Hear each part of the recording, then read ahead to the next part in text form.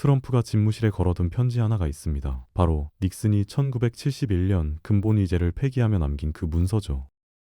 왜 하필 이 편지일까요? 국가의 진짜 힘은 군사력도 외교력도 아님 화폐에서 나온다는 걸 트럼프는 너무나 잘 알고 있기 때문입니다. 근본위제가 무너지고 달러가 신용화폐로 전환된 그 순간부터 미국은 진정한 패권국이 됐거든요. 화폐는 단순히 부를 축적하는 수단이 아닙니다. 외교를 움직이고 안보를 지키고 국가의 자존감을 결정하는 가장 강력한 무기죠. 지금 이 순간에도 세계는 화폐 전쟁 한복판에 있습니다. 본격적인 영상 시작 전 구독과 좋아요 눌러주세요. 중국이 요즘 공격적으로 움직이고 있습니다. 세계의 공장 역할만으로는 만족하지 않겠다는 거죠. 위안화를 달러만큼 강력한 기축통화로 만들겠다는 야심을 숨기지 않고 있거든요. 그런데 이게 단순히 경제적 목표가 아닙니다. 국가의 자존심, 국격을 높이기 위한 생존 전략인 겁니다. 사실 화폐로 지배한다는 개념은 어제 오늘 이야기가 아니에요. 중세 유럽 군주들을 떠올려 보세요. 그들은 톨리 막대기라는 나무 채무 증서를 발행했습니다. 백성들에게 이걸 나눠주고 세금으로 다시 거둬들이는 방식으로 지배력을 유지했죠. 지배자가 피지배자에게 의도적으로 빚을 지우고 그걸 회수하는 과정에서 권력이 작동한 겁니다. 이게 바로 현대 세금 시스템과 화폐 발행의 원형이거든요.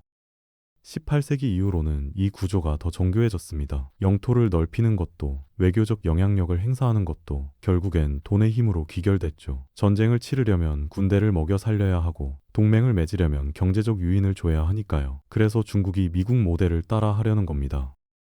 하지만 여기에 치명적인 한계가 있어요. 중국이 아무리 위안화를 밀어붙여도 주로 거래하는 상대가 신흥국들이거든요. 선진국들은 여전히 달러를 신뢰하고 달러로 결제합니다. 결국 중국은 달러 패권에 도전은 할 수 있어도 당장 뒤집기는 어려운 상황인 거죠. 그러던 어느 날 트럼프가 폭탄 선언을 합니다. 차기 연준 의장으로 케빈 워시를 지명한 겁니다. 시장은 그야말로 패닉에 빠졌어요. 케빈 워시? 그게 누구야? 대부분의 투자자들이 이런 반응이었죠. 월스트리트에서 일하는 박 부장 같은 사람들도 급하게 그의 과거 발언과 논문들을 뒤지기 시작했습니다. 그런데 찾아보니까 상황이 심각했어요. 케빈 워시의 이력을 보면 전형적인 매파거든요.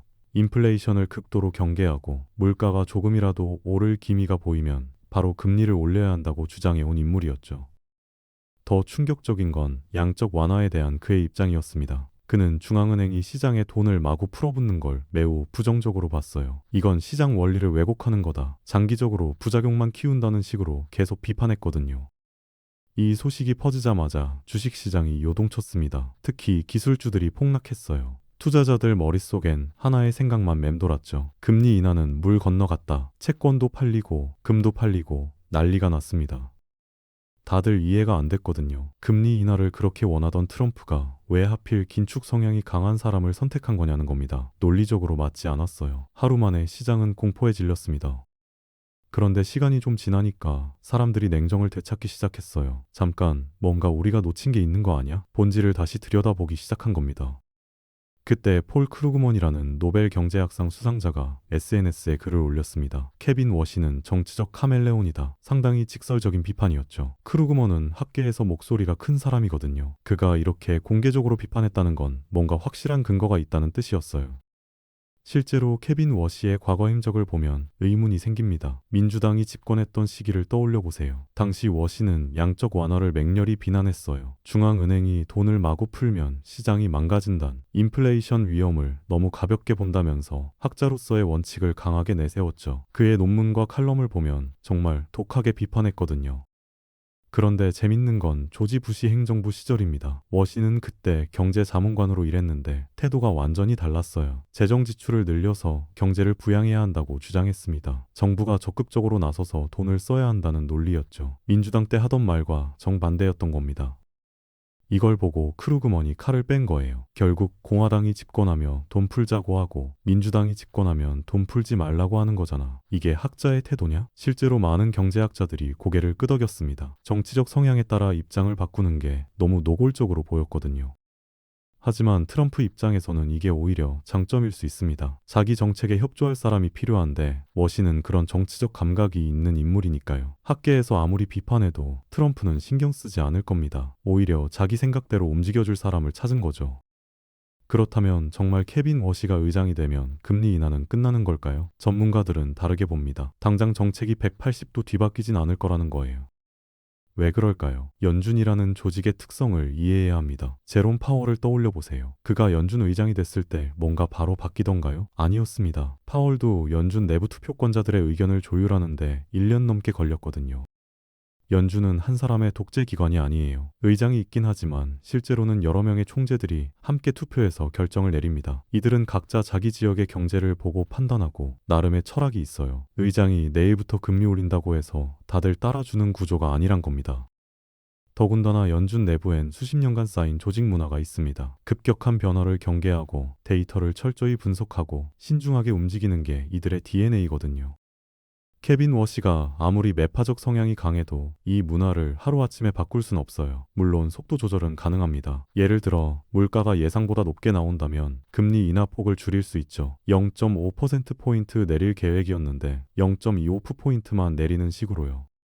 하지만 이미 시작된 금리 인하의 큰 흐름 자체를 뒤집기는 어렵습니다. 시장은 이미 그 방향으로 움직이고 있고 경제 지표들도 그걸 뒷받침하고 있거든요. 결국 케빈 워시가 온다 해도 급브레이크보다는 점진적인 조정이 일어날 가능성이 높습니다. 투자자들은 이 점을 이해하고 지나치게 공포에 빠질 필요가 없는 거죠. 그런데 여기서 한 가지 문제가 더 있습니다. 바로 장기 국채 이야기예요. 케빈 워시는 과거부터 연준이 장기 국채를 대량으로 사들이는 정책을 매우 비판적으로 봤거든요. 시장에 인위적으로 개입하는 거다. 장기 금리를 억지로 낮추면 부작용이 생긴다는 논리였죠. 지금 연준이 뭘 하고 있는지 아세요? 주로 단기채 위주로 매입하고 있습니다. 장기채는 예전만큼 적극적으로 사들이지 않아요. 그런데 만약 케빈 워시가 의장이 되면 이 흐름이 더 강화될 수 있습니다. 장기채 매입을 아예 중단하거나 대폭 줄일 가능성이 있는 거죠. 그럼 어떤 일이 벌어질까요? 30대 직장인 김 과장을 떠올려 보세요. 그는 최근 집을 사려고 은행에서 주택담보대출 상담을 받았습니다. 은행 직원이 말하더래요. 요즘 단기 금리는 내려가는데 장기 금리는 오히려 올라가고 있어요. 김 과장은 이해가 안 됐죠. 연준이 금리 내린다며? 근데 왜 내 대출 이자는 더 비싸진다는 거야? 이게 바로 장단기 금리 역전 현상입니다. 단기 금리는 연준이 직접 조절할 수 있어요. 하지만 장기 금리는 시장에서 결정되거든요. 연준이 장기채를 안 사주면 채권 가격이 떨어지고 그러면 금리는 올라갑니다. 여기서 트럼프의 딜레마가 생겨요. 트럼프는 정부 빚이 엄청나게 많잖아요. 이자 비용을 줄이려면 장기 금리가 낮아야 하는데 워시의 정책 방향은 정반대로 가는 겁니다. 투자자들 입장에선 혼란스러울 수밖에 없어요. 금리 인하한다더니 왜 장기채 금리는 오르지? 이런 의구심이 커지면 시장 변동성도 함께 커집니다. 결국 케빈 워시 체제에서는 금리 구조 자체가 복잡해질 가능성이 높습니다. 케빈 워시를 제대로 이해하려면 2008년으로 돌아가야 합니다. 당시 미국은 금융위기로 난리가 났었죠. 리먼 브라더스가 파산하고 대형 은행들이 줄줄이 무너질 위기에 처했습니다. 사람들은 공포에 질려 있었어요. 그때 케빈 워시는 연준 이사로 일하고 있었거든요. 그는 금융기관들의 위험머리 실패를 강하게 비판했습니다. 은행들이 자본을 제대로 평가하지 않았다. 리스크 관리가 엉망이었다는 식으로 진단 보고서를 냈죠. 재밌는 건 그 시기에 벤 버냉키가 등장한다는 겁니다. 버냉키는 당시 연준 의장이었는데 양적 완화라는 마법 같은 정책을 고안해냈어요. 중앙은행이 직접 채권을 사서 시장에 돈을 퍼붓는 거였죠. 그런데 케빈 워시도 이 초기 연구에 참여했습니다. 같이 머리를 맞대고 어떻게 위기를 벗어날지 고민했던 거예요. 하지만 워시의 생각은 버냉키와 조금 달랐어요. 워시는 돈은 풀되 방법이 중요하다고 봤습니다. 중앙은행이 무조건 돈을 쏟아붓는 게 아니라 민간 금융기관들이 스스로 위험을 관리하도록 유도해야 한다는 논리였죠.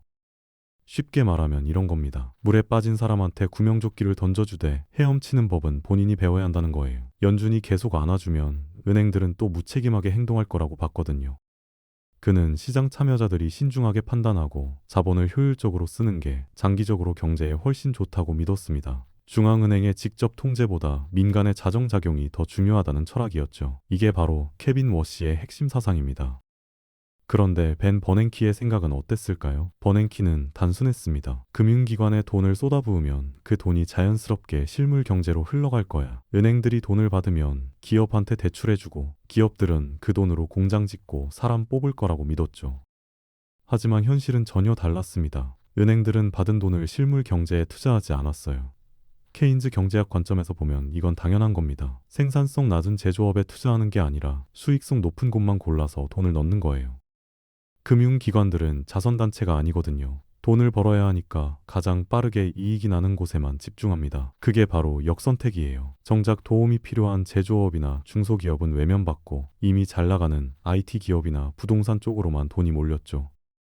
통계를 보면 확실히 드러납니다. 2008년 금융위기 이후 미국 연준은 천문학적인 돈을 풀었어요. 수조 달러가 시장에 쏟아졌죠. 그런데 미국 제조업 비중은 어떻게 됐을까요? 오히려 하락했습니다. GDP에서 제조업이 차지하는 비율이 계속 줄어들었어요. 돈은 엄청나게 풀렸는데 정작 실물 경제는 회복되지 않은 겁니다. 그럼 그 돈은 다 어디로 갔을까요? IT 기업들의 주가가 천정부지로 치솟았습니다. 애플, 구글, 아마존 같은 회사들의 시가총액이 폭발적으로 커졌죠. 부동산 가격도 미친 듯이 올랐고요. 결국 양적 완화는 실물 경제를 살리기보다 자산 시장의 거품만 키운 셈이었습니다. 케빈 워시가 양적 완화를 비판한 이유가 바로 이겁니다. 중앙은행이 인위적으로 자산을 사들이면 돈이 제대로 흐르지 않는다는 거죠. 시장 원리를 왜곡시켜서 결국 부작용만 키운다고 봤던 겁니다. 2017년 케빈 워시는 중요한 논문을 하나 발표합니다. 미국 경제가 성장하려면 생산성을 높이고 노동 참여율을 끌어올려야 한다. 겉으로 보면 당연한 소리 같죠?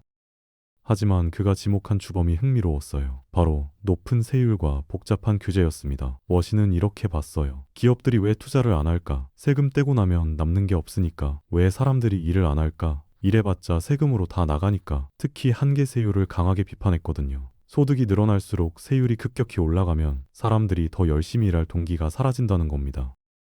자영업자 이사장님을 떠올려 보세요. 그는 식당을 하나 더 내고 싶었어요. 그런데 계산해 보니까 벌어봤자 세금으로 절반 이상 나가더래요. 거기다 직원 고용하면 각종 규제 때문에 서류 작업만 산더미고요. 결국 이사장님은 확장을 포기했습니다. 이렇게까지 해서 돈 벌 필요 있나 싶었던 거죠. 워시가 말한 게 바로 이런 상황입니다. 규제와 세금이 기업의 발목을 잡고 있다는 거예요. 그래서 워시는 트럼프 행정부의 정책을 강력하게 지지했습니다. 법인세 인하, 규제 완화, 이런 조치들이 학문적으로도 정당하다고 목소리를 높였죠. 정부가 해야 할 일은 기업 활동을 방해하는 장애물을 치우는 것이다. 이게 그의 핵심 논리였어요. 그렇다면 연준의 역할은 뭘까요? 워시는 이렇게 봤습니다. 인플레이션은 억제하되 기업들이 투자할 수 있도록 비용을 낮춰줘야 한다. 돈을 마구 풀어서 물가를 올리는 게 아니라 기업들이 부담 없이 돈을 빌려 쓸 수 있게 환경을 만들어주는 게 진짜 역할이라는 겁니다. 최근 케빈 워시가 내놓은 발언이 시장을 또 한 번 놀라게 했습니다. AI 기술이 디스인플레이션을 가져올 것이다. 무슨 뜻일까요? AI가 확산되면 생산성이 급격히 올라간다는 겁니다. 같은 일을 하는데 사람이 덜 필요하고 비용도 줄어들죠. 그러면 물가 상승 압력이 자연스럽게 꺾인다는 논리예요. 워시는 이걸 근거로 금리 인하가 정당하다고 주장했습니다. AI 시대엔 인플레이션 걱정이 덜하니까 금리를 내려도 괜찮다. 매파였던 사람의 입에서 이런 말이 나온 거예요. 그런데 여기서 핵심은 따로 있습니다. 워시는 연준이 경제를 주도하는 게 아니라 보조 역할을 해야 한다고 보거든요. 정부가 경제 계획을 세우면 연준은 그걸 뒷받침하는 거다. 주객이 전도되면 안 된다는 겁니다. 실리콘밸리의 스타트업 대표 최 대표를 떠올려 보세요. 그는 AI 관련 기술을 개발 중인데 투자금이 필요합니다. 문제는 은행들이 대출을 꺼린다는 거예요. 리스크가 크다고 보니까요. 이럴 때 연준이 해야 할 일은 뭘까요? 워시식으로 말하면 돈의 막힘을 뚫어주는 것입니다. 금리를 낮춰서 은행들이 부담 없이 대출해 줄 수 있게 만드는 거죠. 직접 돈을 쏟아붓는 게 아니라 자금이 원활하게 흐르도록 파이프를 관리하는 겁니다. 트럼프의 정책과도 딱 맞아떨어집니다. 트럼프는 규제를 풀고 세금을 낮추겠다고 했어요. 기업들이 투자하기 좋은 환경을 만드는 거죠. 여기에 워시가 연준 의장으로 가서 유동성을 공급해주면 완벽한 조합이 되는 겁니다. 결국 워시가 의장이 되더라도 돈을 푸는 큰 흐름은 계속됩니다. 다만 방식이 다를 뿐이에요. 버냉키처럼 무작정 쏟아붓는 게 아니라 AI와 빅테크 쪽으로 자금이 흐르도록 전략적으로 관리하는 거죠. 결국 케빈 워시는 트럼프의 든든한 파트너가 될 겁니다. 정부 정책에 거침없이 동참하면서 미국을 더 부강하게 만드는 보조자 역할을 충실히 해낼 거예요. 물론 단기적으로는 장기채 금리가 출렁일 수 있습니다. 시장이 적응하는 과정에서 변동성이 커질 수도 있죠. 하지만 큰 그림은 변하지 않습니다. RP 시장에 개입하고 콜 금리를 조절하고 온갖 수단을 동원해서 유동성을 관리할 겁니다. 벤 버냉키 방식과는 다르지만 결국 또 다른 형태의 강력한 투자 유도 정책이 펼쳐질 거예요. 앞으로 미국 경제가 어떻게 변할지, 채권 시장이 어디로 움직일지 눈여겨보셔야 합니다. 오늘의 영상은 여기까지입니다. 여러분들의 생각을 댓글로 남겨주세요. 시청해주셔서 감사합니다.